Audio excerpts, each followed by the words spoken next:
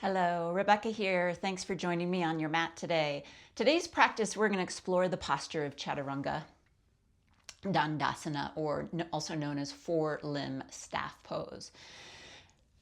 This pose activates arms, shoulders, core, back, legs, or also we could just think of it as activating the whole body. It's really a great posture. Chaturanga helps us build strength and stability. It is one of the harder postures to master.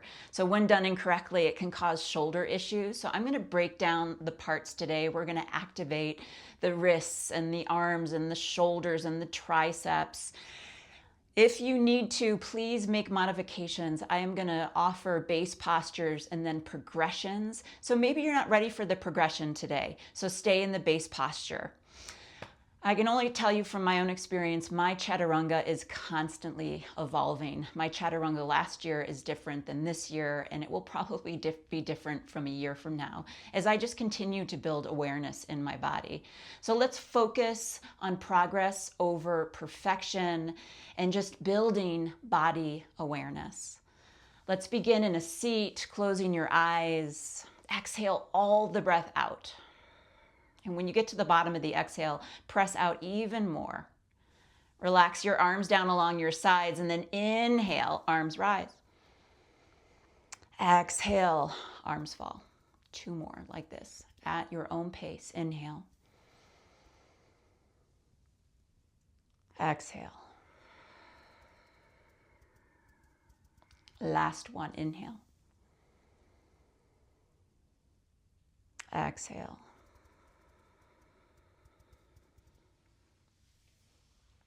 Flutter your eyes open if you've closed them. Before we get started, we're going to start on our backs. I want to show you something before we get going. So I love the metaphor of engaging and disengaging the core as jaws. If we think of the bottom of the rib cage and then the top of the pelvis, when we disengage the core, when we soften the core, it's through a back bend where the back activates and the front of the body softens, the jaw opens. When we activate the core, the jaw closes. There's a slight tuck in the tailbone. A lot of us as yoga teachers will talk about press your navel towards your spine. Close the jaws is press your navel towards your spine. Core is engaged. So we open the jaws and then we close the jaws. This creates a tilt in the pelvis, okay, when we are up. And you can even do this here a couple of rounds in kneeling just to feel into this action, this movement. Now we'll take it onto our backs. So as if you're going to come into a bridge, but we will not be lifting our hips off the ground. We're going to keep them down. I'm going to take my arms just so you can see maybe you can see the lift in the pelvis. This is such a small move, but I would like your arms to be along your sides, palms pressing down.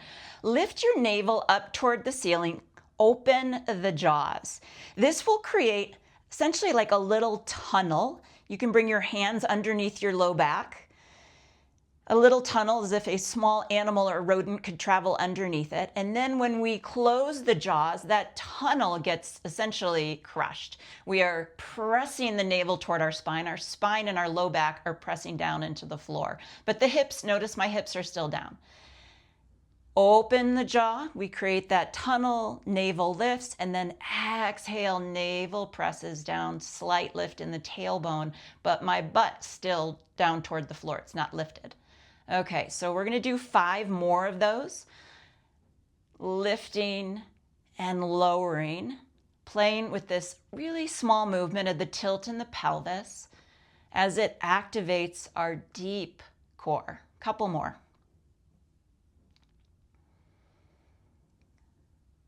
And we will flip and do this on our bellies. It gets a little harder doing it down, face down on our bellies. So you're going to press down into the tops of your feet, reaching them back behind you. Arms reach forward, forehead comes down onto the floor.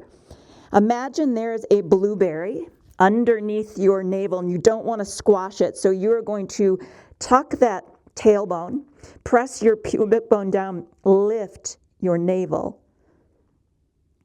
And then navel comes down, tailbone lifts. So we open the jaws and then we close the jaws. Keep tops of the feet pressing down, forearms pressing down.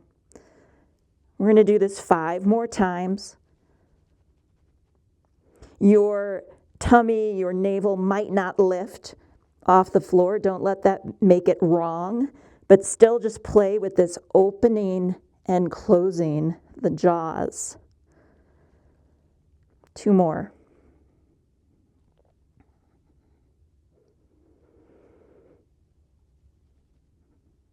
Hands underneath your shoulders, pressing up, Sphinx pose. Our forearms are going to make a number 11.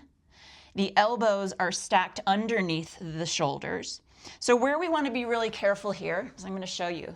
So this is arms parallel. It's external rotation. Just be really cautious to not let the elbows flare out to the sides. This would be internal rotation. And that is not going to help our shoulders when we take this into Chaturanga. So elbows underneath shoulders, press into your forearms, soften your throat, lift your gaze. It's like a little cow pose here. And then I want you to press into your forearms, press into your knees, lift your hips, draw your chin toward your chest, close the jaws.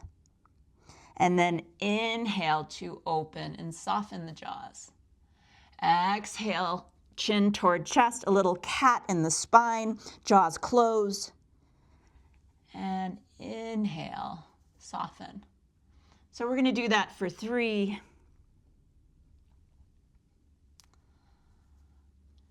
2, and 1. If you would like to progress this, toes tuck, knees lift, find a forearm plank, and then lift the hips, draw your chin towards your chest, and then bring them back down. But keep the jaws closed here. So we're never going to really truly open and soften the jaws here. We're going to lift the hips and then bring it back down where the core is still engaged. Let's do that for 3, 2, and 1. And then bring the hips down. So to reiterate the external rotation of the arms, I want you to flip your palms and think about energetically pressing your thumbs toward the long edge of your mat and drawing your elbows toward one another. So I will face you and it looks like this. Activating those external rotators, trying to keep those elbows toward one another and not letting them splay. If you would like a little bit more here, you could come into a forearm plank with the external rotation for 5, 4, 3, 2, and 1. Bring it all down, hands underneath the shoulders, press up through tabletop. In tabletop, fingers are spread wide, shoulders over wrists. We will begin to warm up the wrists. We are playing with wrist extension here. Bring the weight forward and then move in a circle. Your shoulders will circle around your fingers and your wrists, bringing pressure to the inner edge of the hand, the outer edge of the hand.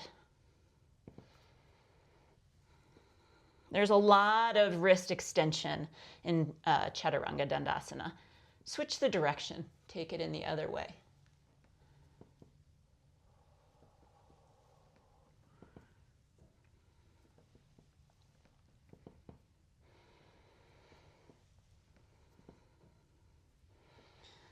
Neutral tabletop. Now shift your shoulders out over your fingertips. Hold it here. I'll show you from the side. Shoulders are shifting forward. We're gazing forward. And then grip through your hands. Think spidey fingers. Some of the knuckles might lift. The fingertips might turn white.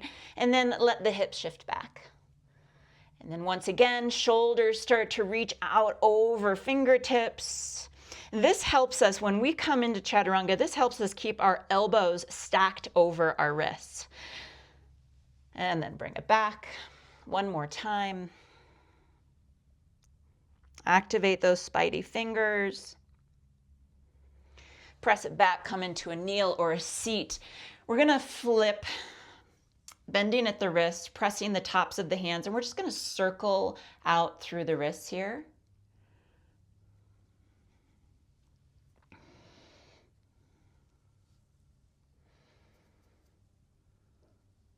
And then reverse that circle.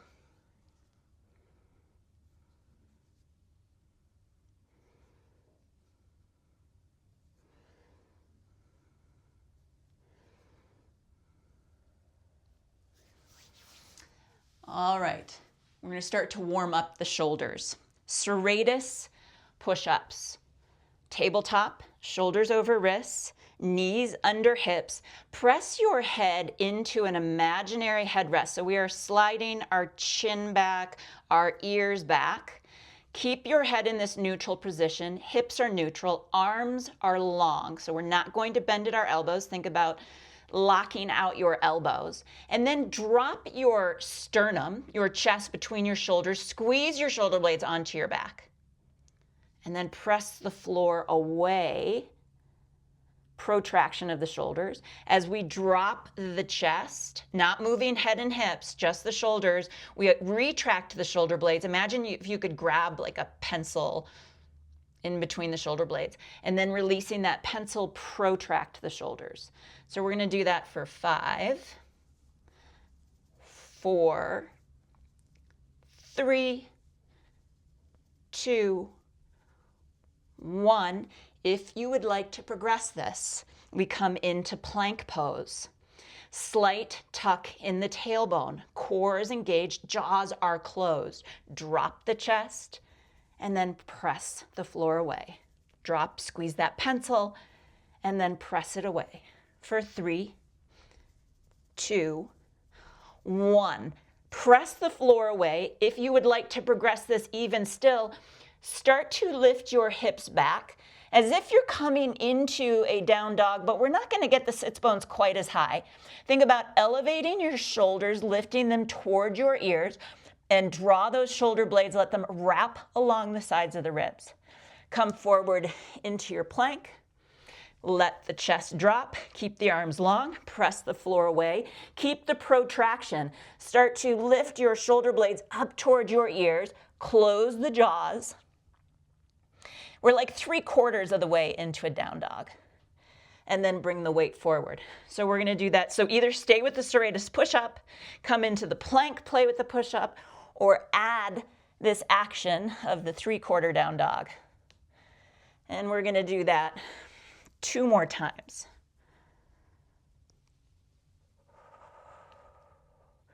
So we're getting core and shoulders here.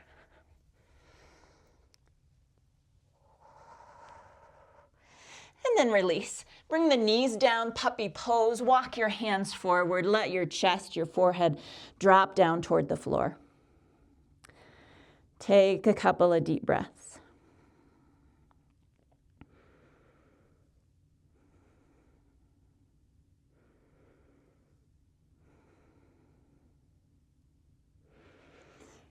And then rise up, walk the hands back. Come down onto your forearms. Elbows are underneath shoulders, so we're going to clasp the hands this time. Again, we do not want the elbows. We want to try to keep the elbows from splaying. We don't want internal rotation because this turns the arms inward. We want external rotation. So we are hugging those elbows in toward the center. And then begin to shift the weight forward, taking your chin out over your hands, and then press the hips back. So we're warming up those shoulders. Chin comes forward, hips go back. If you would like more challenge here, you want to progress this, we come into a forearm plank and we rock it forward and back, forward and back for 5, 4, 3, 2, and 1. Bring your knees down. Come up to tabletop. We're going to do walking planks. I'm going to offer the modification first. It's bringing right forearm down, and then left hand presses up, right hand presses, and we extend through the arms. And then left forearm comes down, right forearm comes down, right arm extends, left arm extends. If you would like to make this a little bit harder, we come into plank and we bring forearms down and then we walk it back up. Warming up our shoulders. So either do it with knees down or knees lifted. Find what works best for you.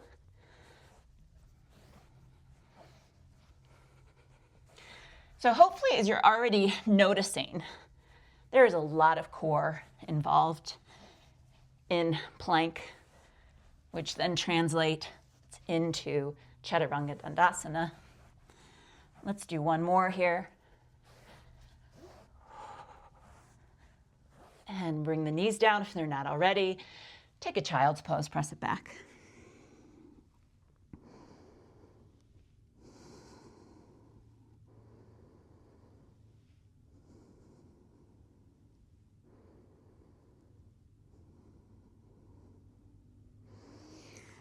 Rise, come to a seat. We're going to activate the front sides of the legs. Hug left knee in toward your chest, right leg extends. Sit up nice and tall. Point, you can point or flex right foot, and we are going to lift and lower. Resist the urge to slouch for 7, 6, 5, 4, 3, 2, 1. And let that go. You might even tap it out. Left leg extends, right leg hugs in towards your chest. Flex or point the foot. And we are going to lift and lower. Lift and lower. Don't round through your low back. For 6, 5, 4, 3, 2, and 1. And bring it down. And again, tap it out. When we come in and we're working on plank to Chaturanga, it is the whole front side of the body that gets activated. So we're waking it all up. Come through tabletop. Walk your knees back just a little bit. And drop your forearms down to the floor. And then I want you to press the forearms. We're going to lift the forearms. We're going to start to shift the weight forward, bringing our shoulders out over fingertips. And you might need to adjust your knees. Maybe you need to take them further back. Maybe you need to bring them a little bit further. Core, the jaws are closed. Core is engaged. And then come down halfway. Hug your elbows in along the midline. So none of this elbow winging. We want them hugging in toward the center. Eyes of the elbows are facing forward, gazing forward. Come down halfway. And then press back up. Hips go back, elbows bend, forearms come back down. Press up, arm extension, gaze forward, working that wrist extension. Maybe you just stay here for today, or elbows hug in along the ribs, come down halfway and press up. Bend at the elbows, forearms come down. Arms straighten, weight goes forward, and come down halfway. And then press back up. Let's do 2 more like that.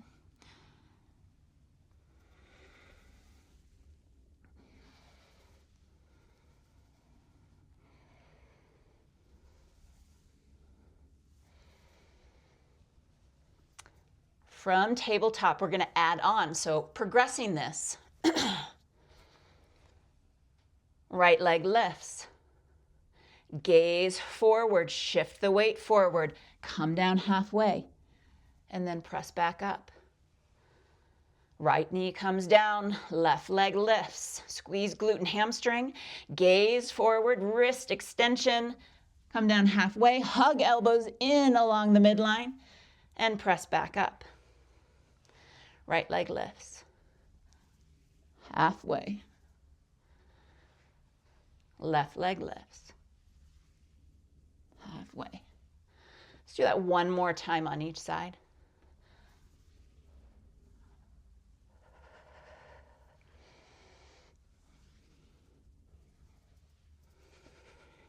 Then come to kneeling. Circle out through your wrists.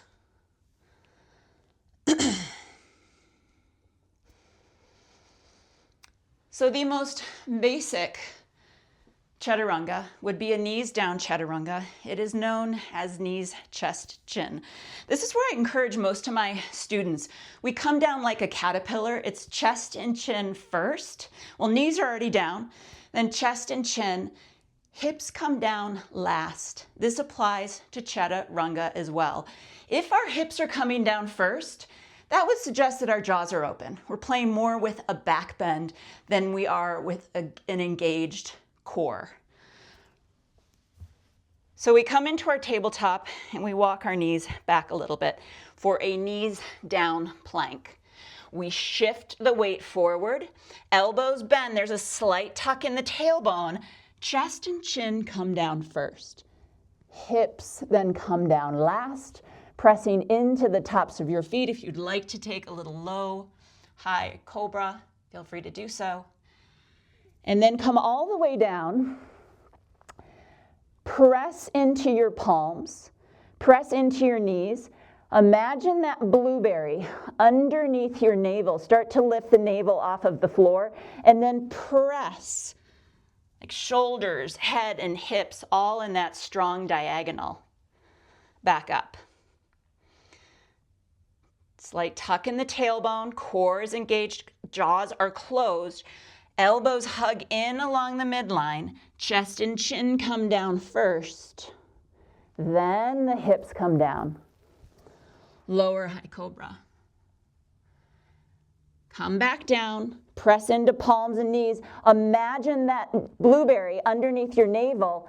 Close the jaws. Keep the jaws closed as you press it back up. And come into child's pose.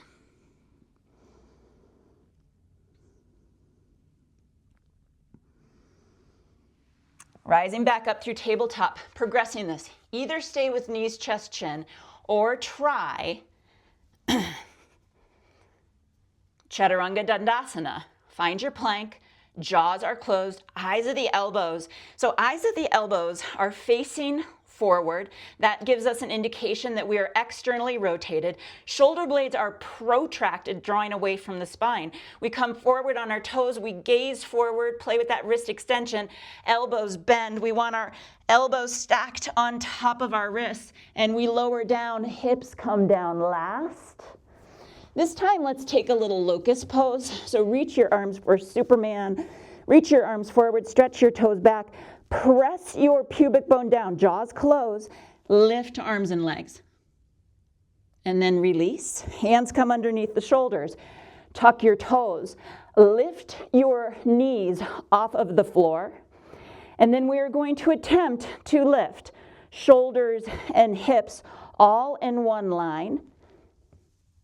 Coming up strong. And then press back, down dog. One more time, plank. Gaze forward, shift the weight forward. We want elbows over wrists. Slow lower, see if you can bring those hips down last. Untuck the toes. Find your Superman pose. Lift up. Release. Hands come underneath the shoulders. Tuck your toes, lift your knees. I tell my students I find this to be a missed opportunity every time we press up from the floor. So imagine that blueberry underneath the navel, jaws are closed, and then can you press up, bringing everything in one line, and press back, down dog. Knees down, child's pose.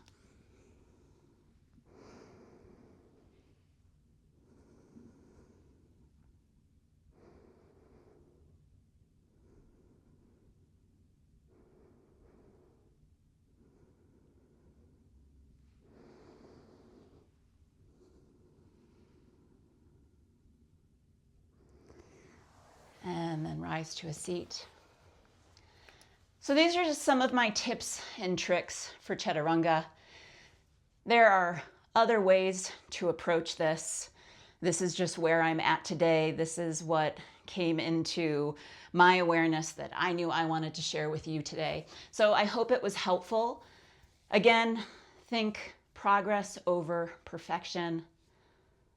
Thanks for joining me. Ariam Tat Sat.